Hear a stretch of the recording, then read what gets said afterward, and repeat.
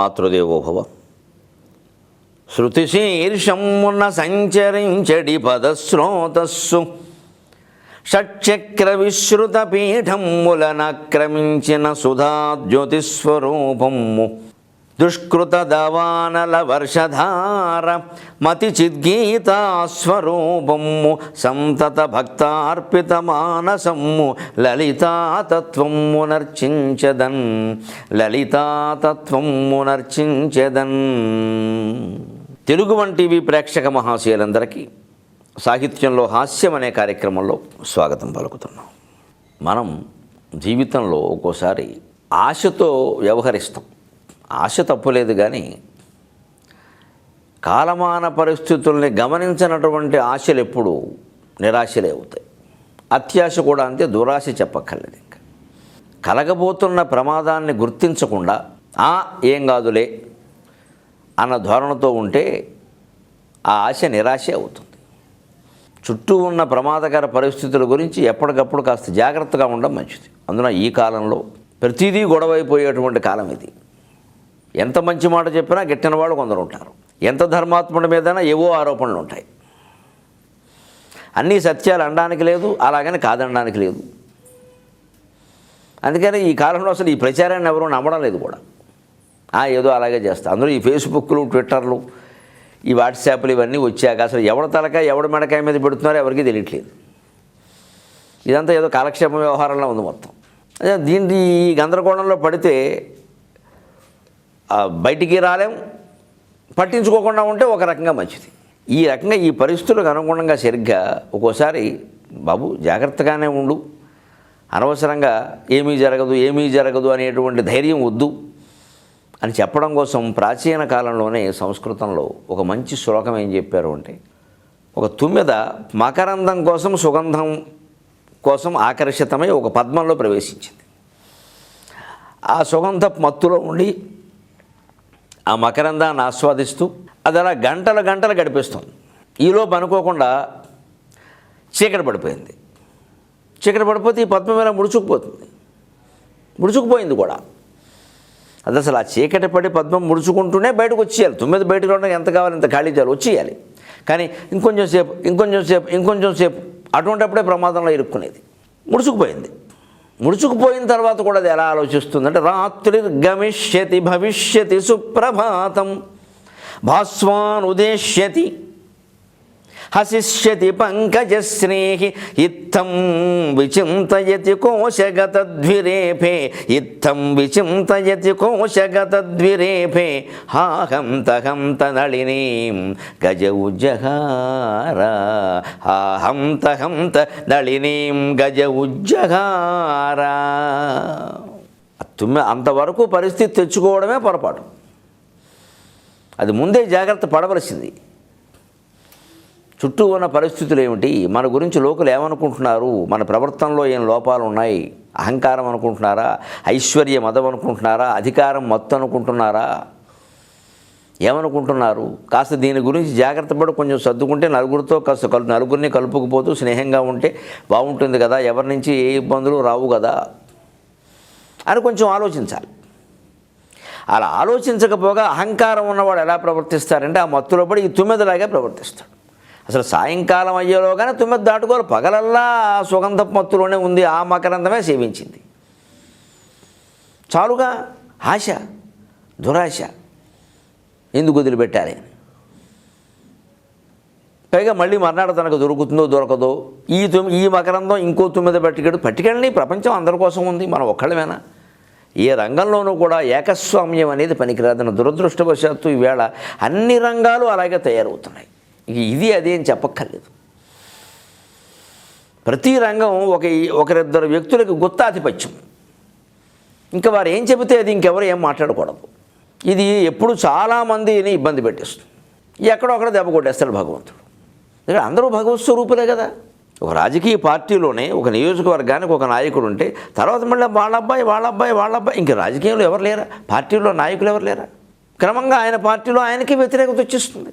అలాంటి పరిస్థితులు వస్తున్నప్పుడు ఏం చేయాలి? మన మీద వ్యతిరేకత వస్తుందంటే ముందే కాస్త సర్దుకుని నలుగురిని పిలిచి మాట్లాడుకుని నలుగురు కోసం కానీ నాకు ఎందుకయ్యా అసలు ఈ కళని కానీ ఈ అధికారాన్ని కానీ ఈ ఐశ్వర్యాన్ని కానీ మనం చేపట్టేటప్పుడు మనం పొందేటప్పుడు ఇది మనకు ఉపయోగపడేది తక్కువ, అందరికీ ఉపయోగపడేలా చేద్దాం అని అనుకుంటే అది మొదటి నుంచి అలాగే ఉంటుంది. అహంకారం అనే మాట ఉండదు అసలు. ఆయన బాగుంటేనే నలుగురు బాగుంటామండి, ఎందుకంటే ఆయన నలుగురికి అవకాశాలు కల్పిస్తారు, నలుగురి పేరు చెబుతూ ఉంటారు అనేది ఉంటుంది. అలాగే పోనీ ప్రమాదంలో పడ్డాం, అప్పుడైనా బయటపడే ప్రయత్నం చేయాలి కదా. అప్పుడు దాని ఆశ ఎలా ఉందంటే మరీ మంచిది అంతా మన మంచిగా అంటే ఇక్కడ కాదు, మరి అనుకుంటుందిట. అది చిక్కుకుపోయింది, ఇలాగా ముడుచుకుపోయింది. అప్పుడు కూడా అనుకుంటా రాత్రి గమిష్యతి. అప్పుడు నిజానికి అంతగా చిక్కుకుపోయినప్పుడు ఎప్పుడైనా సరే భగవంతుడిని శరణ వేడాలి. ఇక నాయనా తప్పు చేశాను, గ్రహించలేకపోయాను, ఇరుక్కుపోయాను, ఇక నువ్వే కాపాడు అంటే భగవంతుడు ఎంత దయామయుడు అంటే పైవి పుష్పంబగు అగ్ని మంచగు నకూపారంబు భూమి స్థలంబవు శత్రుండతి మిత్రుడవు విషము దివ్యాకారమౌను ఎన్నగానవని మండలి లోపలం శివ శివేత్యభాషణోల్లాసికిన్ శివ నీనామము సర్వవశ్యకరమౌ శ్రీకాళహస్తీశ్వర శివ నీనామము సర్వవశ్యకరమౌ శ్రీకాళహస్తీశ్వర. మనకు తెలియకుండానే ఓ కేసులో ఇరుక్కుపోయినప్పుడు చదువుకోవాల్సిన పద్యం ఇది. అంటే మన ధర్మం అయి ఉండాలి. ఒకసారి పోయిన అధర్మమే చేసాం, చాపల్యం కొద్దీ చేసాం, వ్యామోహం కొద్దీ చేసాం, తట్టుకోలేక చేసాం, తప్పుకోలేక చేసాం, ఏదో ఒకటి అనుకుందాం. చేసినట్టు తెలుసుగా, ఇరుక్కుపోయాంగా, మనసు చెబుతోందిగా. ఇప్పుడు ఇంకా సంపూర్ణ శరణాగతి. సర్వధర్మాన్ పరిత్యజ్య మామేకం శరణం వ్రజ అహం త్వా సర్వ పాపేభ్యో మోక్షయిష్యామి మా అశుచక.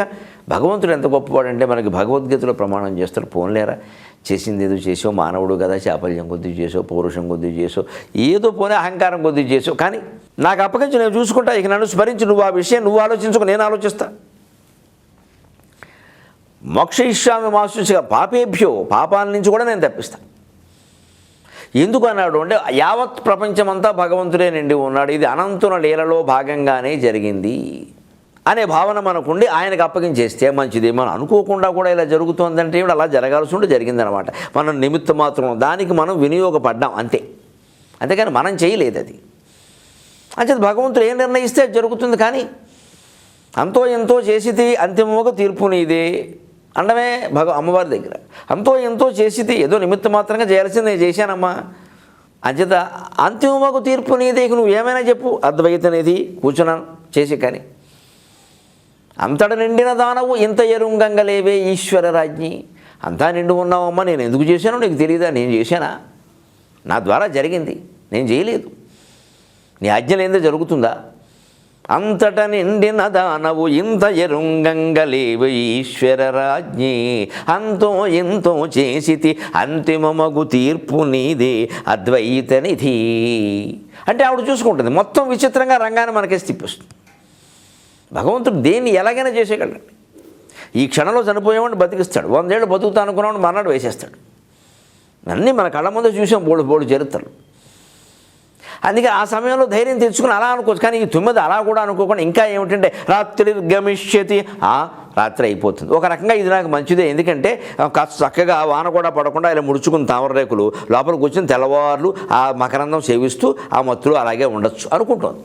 భవిష్యతి సుప్రభాతం, తెల్లారుతుంది ఖచ్చితంగా, అప్పుడు వెళ్ళొచ్చు, ఏం కాదు అని ఇది అనుకున్నట్టే జరుగుతాయని.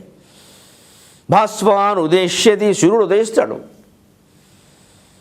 హసిష్యతి పంకజశ్రేహి, అప్పుడు ఈ పద్మం పంకజశ్రేహి హసిష్యతి, చక్కగా ఇలా నవ్వుతుంది, అప్పుడు నేను బయటికి వెళ్ళచ్చు. ఇదంతా దీని ఆశ అని ఇత్తం విచింతయతి, ఇలా ఆలోచిస్తుందట. ఎవరు? కోశగత ద్విరేఫే, ఆ పద్మకోశంలో చెక్కుకుపోయినటువంటి తుమ్మెద ఇలా ఆలోచిస్తూ ఉండగా హంత హంత నళినేం గజ ఉజ్జగారాయో అయ్యో అయ్యో పిచ్చి తుమ్మెద ఇలా ఆలోచిస్తూ ఉండగానే అనుకోకుండా ఓ ఏనుగు వచ్చి తొండంతో ఆ తామరతోడు లాగి బారేసింది. అయిపోయింది. ఏనుగు వచ్చి తొండంతో తామరతోడు లాగి గట్టుకేసి ఒక దెబ్బ కొడితే తుమ్మెద చచ్చిపోదు ఊపిరాడక. ఎందుకంటే ఏనుగుకి తామరపూలు తామరతోడు ఆహారం. దీని ద్వారా కవి మనకు అన్యాపదేశంగా ఏం చెబుతా, అన్నీ నువ్వు అనుకున్నట్లు జరుగుతాయని అనుకోకు, కథ అడ్డం తిరిగే ప్రమాదం ఉంది, అందుకని ముందే జాగ్రత్త పడు. లేదు పడలేకపోయావు, ఇరుక్కుపోయావు, ప్రార్థన చేయి, ప్రార్థన చేయి, ప్రార్థన చేయి. నిర్వేద ప్రత్యర్థనీ ఖలు ప్రార్థన మనకి జీవితాల్లో ఎంతో ఉపయోగపడుతుందండి. ఏవో చాపల్యానికిలోనయో పౌరుషానికో ఏవో కొన్ని పనులు చేస్తాం. అయ్యో ఎందుకు చేసామని తర్వాత చాలా వాటికి అనుకుంటాం.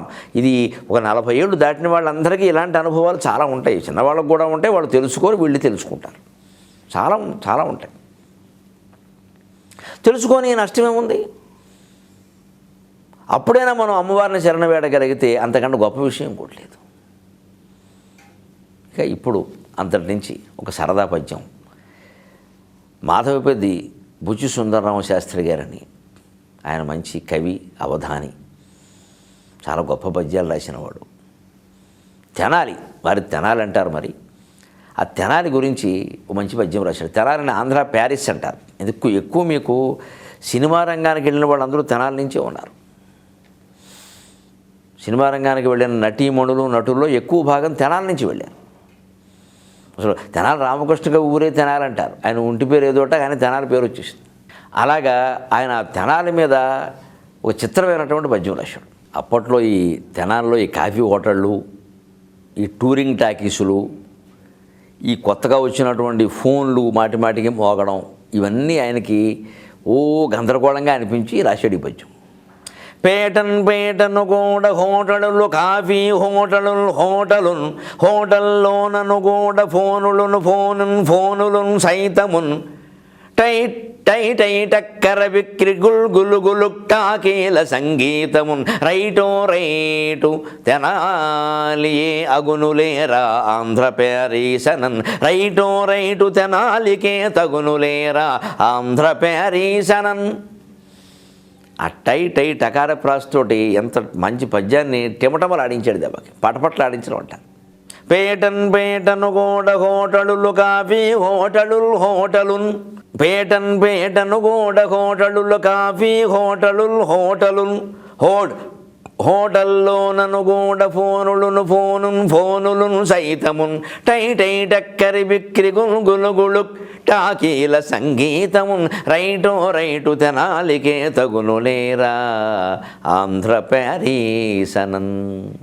పేటను కూడా హోటళ్ళు శుభ్రంగా ఇళ్లలో వండుకు తినడం మానేసి హోటళ్ళు ఒకటి మొదలెట్టారు. ఇప్పుడు ఇంకా కర్రీ పాయింట్ కదండి, ఫాస్ట్ ఫుడ్ సెంటర్లు, కర్రీ పాయింట్లు ఆరోగ్యాన్ని ఎంత పాడు చేసేస్తున్నాయి. ఏదో సంపాదిస్తున్నాము, వైద్యానికి పోస్తున్నాం అంతే. నిజానికి ఏం చేస్తున్నాడు? విద్య, వైద్యం ఈ రెండు తినేస్తున్నాయి మనిషిని. పిల్లల చదువు, పిల్లలకి పెద్దాళ్ళకి కూడా వైద్యం. ఇక విద్య వైద్యం మధ్యలో ఉద్యోగం, అదే ప్రధాన ఆధారం కదా. అంటే విద్యలో ధ్యా, వైద్యంలో ధ్యా, ఉద్యోగంలో కూడా ధ్యా. అంచేత 3 ధ్యా. దానికే ఈ పద్య. ఇది కూడా ధ్యా. ఉద్యోగం చేసి సంపాదిస్తున్నాం, సగం విద్యకు పోయింది, సగం వైద్యానికి పోయింది, కాబట్టి పద్యం మిగిలింది మనకు అంతే. ఇందులో భయంకరమైనవి కొన్ని. ఇంకొకటేమో డాడీ ఫోన్ తీ. ఏ డాడీ అంటుందో తెలియదు. ఇది వాళ్ళ అమ్మాయిది పెట్టేట్టు కంఠం బాగానే ఉంది. మనకు కూడా అనిపిస్తుంది ఏమిటో మా అమ్మాయి ఉందా ఇక్కడని. ఇంకా రకరకాలు. ఇంకా నయం భార్య టోన్ పెట్టలే, ఏమండి ఫోన్ తీయండి పక్కవాడు తీస్తే ఫోన్ కొంపలు అంటుకుంటాయి. నేనే అనుకున్నాను, మా ఆవిడ అనుకున్నానండి. చిన్నపిల్లగాడు సరే, ఇది విచిత్రమైన రింగ్ టోన్లు పెడుతున్నారు. ఎవరి సరదా వాళ్ళది, కానీ సరదాకి నాకు సరదే. అలాగే ఇప్పుడు చూడండి, నిజానికి ఈయన చెప్పిన గోల ఫోనులు సైతము. ఒక రైలు ఎక్కామంటే ఎంత ఇబ్బందిగా ఉందండి. ఓ పెట్లో 60 మందో 70 మందో ఉంటారు, కనీసం 70 ఫోన్లే, ఒక్కోడికి మళ్ళీ 2 సిమ్ములే. ఇవి ఎప్పుడూ మోగుతూనే ఉంటాయి. రాత్రి 11 అయినా ఆపరు, తెల్లరగట్ట 3 కాకుండానే మొదలు. ఈ గందరగోళం 60 ఏళ్ల క్రితం 50 ఏళ్ల క్రితం కూడా అలా ఉంది. ఇప్పుడు ఎంత ఉందో చూసుకోవాలి. ఇంకా టక్కరి బిక్కిరి గులు టాకీల సంగీతమున్. ఈ టక్కరి బిక్కిరి గులు టాకీలు అంటే టూరింగ్ టాకీసు. ఇవి ఎలా ఉండేవంటే, ఇవి విద్యుత్ ఉంటుంది తప్పితే ఇంకా ఏసీలు అవి ఏమి ఉండవుగా, అన్ని తడకల టాకీసులే, తెర ఒకటే లెక్క. ఇంకా అక్కడే నేల టికెట్ అయితే చూడక్కర్లేదు, ఇంకా విచిత్రంగా ఉంటుంది. 40 పైసలు అప్పట్లో ఉండేది. అందుకని వీళ్ళ గాలి ఆడడం కోసమని ఆ సినిమా ముఖ్యంగా మొదట ఆట ఆడుతున్నప్పుడు రెండో ఆట ఆడేటప్పుడు రెండో ఆటకి తీసేవాడు. ఇంకా మొదట ఆట ఆడితే మళ్ళీ కొంతమంది చూసి తర్వాత సినిమాకి రారు. రెండో ఆట తీసేసేవాడు, గాలి తలుపులు తీసేసేవాడు. ఈ టూరింగ్ టాకీసులో మాటలన్నీ బయటికి వినపడుతూ ఉండేవి. టక్కరి బిక్కిరి గులు టాకీల సంగీతము. వీళ్ళు టక్కరి బిక్కిరి వ్యవహారాలు, గుర్రాలు, అందులో విఠలాచారి సినిమాలు ఎక్కువ వచ్చాయి. టక్ టక్ టక్ టక్ టక్. ఇంకా ఆ గుర్రాల సౌండ్ బయటికి అంతా వినపడేది. అలాగా చమత్కారమైన మాటలు చెబుతారు అప్పుడు ఆ సినిమాల్లో కూడా. ఒక 2 పల్లెటూరు వాళ్ళు సినిమాకి వెళ్ళారట. వీళ్ళు కూర్చుంటే అక్కడ ఇద్దరు శుభ్రంగా 2 కాళ్ళు పైకెత్తేసి చుట్టకాల్చుకుంటూ చూస్తున్నారు సినిమా. అది ఎన్టీ రామారావు కాంతారావు సినిమా. అది మన చెక్కడు దొరకడు కదలడు వదలడు ఉంటాయి కదా అనమాట. ఇద్దరు గుర్రం మీద ఇలా ఇలా ఇలా ఇలా పరిగెడుతున్నారట. వెంటనే ఒకడు అన్నట్టు ఇగో చూడరా పడతాడు చూడు ఇంటివాడు పడతాడు చూడు ఇంటివాడు అన్నట్ట. అనగానే వీడు పడ్డావు 10 రూపాయలు పందెం అన్నట్ట. చూసుకో పడతాడు చూడ వాడు పడ్డాడు.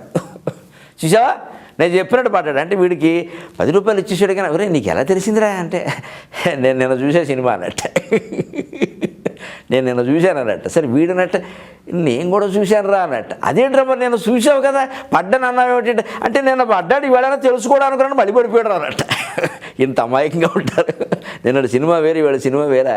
నిన్న పడ్డాడు వీడు చూశాడు సినిమా అలా 2 చూసేవారు. మరి నేను చూసావు కదరా 10 ఎందుకు గట్టేవైనా పిచ్చే అంటే నిన్న పడ్డాడు కదా కొంచెం జ్ఞానం వస్తుంది అనుకున్నాను మళ్ళీ పడతాడని నాకేం తెలుసు అన్నట్టు. అంటే సినిమాకి మారుతాడా ఇంటివాడు. ఇలా ఉండేవారని విచిత్రంగా. ఇవన్నీ మాటలు బయటికి వినపడ్డం, ఆ గుర్రాలు చప్పుళ్ళు వినపడ్డం. ఇదే రైటు తెనాలికే తగునులేరా ఆంధ్ర ప్యారీసనన్. రైటు ఏమిటి ఈ సిటీ బస్సులు ఇవి ఉంటాయి కదా ఇవన్నీ రైటో అంటాడు వాడు. అది ఓల్డ్ ఆన్ అది హోల్డ్ ఆన్. మాకు నిజంగా చెప్పాలంటే 20 ఏళ్ళు వచ్చే వరకు ఈ హోల్డ్ ఆన్ అనే మాట ఏమిటో తెలియలే. ఓల్డ్ ఆన్ అంటే ఓల్డనే అనుకునేవాళ్ళం మేము వాడు పలికే విధానాన్ని బట్టి. అది ఎప్పుడో చదువుకుని బాగా చూస్తే హోల్డ్ ఆన్ అనేది ఇలా మారింది అనమాట. సంతోషం ఆయన అనుకున్నాం. అలాగే రైట్ వాడికి వినపడింది లెక్క. ఇంకా అలాగ మొత్తం తెనాలికే తగునులేరా ఆంధ్ర ప్యారీసనన్.